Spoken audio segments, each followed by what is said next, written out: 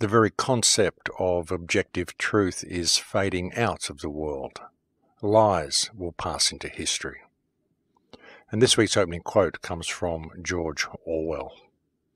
Welcome to Surviving the Matrix, ladies and gentlemen. My name is Maxwell Egan. It's a pleasure to be with you once again, and I will be your host for the next hour. When attempting to piece together the past from the scattered fragments that we have, the relics that are lying around the world, and the scattered fragments that we have in the history that we've got, it's very, very important to start with a completely blank slate and just start pulling at threads and let them take you where they lead you. That's the approach that I have always employed anyway. That's the approach that I've always found has worked best for me.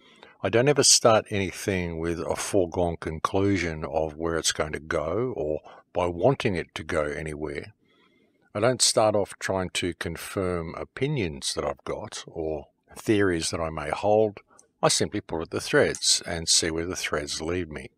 Sometimes I may form theories or opinions along the way and think, okay, that's a possibility, and I'll put that up there on the shelf to be considered.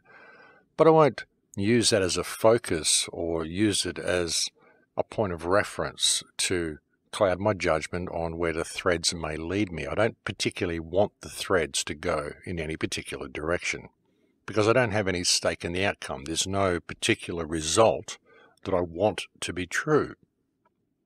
And it's just the way I've always approached everything. I mean, a lot of people with whatever research they're doing, perhaps they're researching something like the Bible.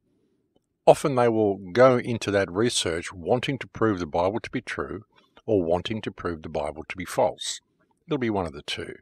There are very few that just go in there to see where the threads will lead them. It's the same when someone is researching the roots of civilization or something like that. People will get a focal point saying, well, I believe it was these people who were the first, and then they'll go and they'll look for stuff that reinforces that to see if they can prove their theory. Same when people are looking into the ET concept or whatever. A lot of people go in there trying to prove aliens are real or trying to disprove aliens are real. It's the same with the globe and flat earth debate as well. People go in there wanting to either prove the flat or prove the globe. You know, with most of these topics, people don't just pull at the threads and see where the threads lead them. They go in there with a foregone conclusion, and most of the time, whether they are prepared to admit it to themselves or not, they're wanting to see a particular outcome in what they're researching.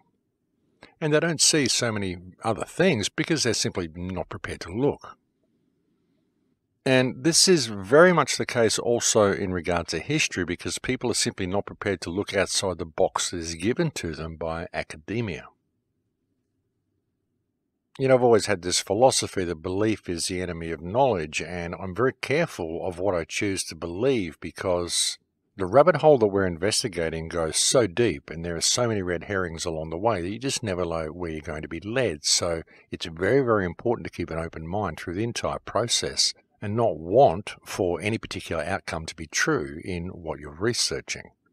Because if you do, you may well miss other little clues along the way. As I said, the rabbit hole goes very, very deep. I think it's important to never approach these sort of issues with a foregone conclusion of what you're going to find and be going about looking for things to reinforce that view. I always think it's best to just let the story unfold in front of you and see where it leads you. And letting the story unfold before me was kind of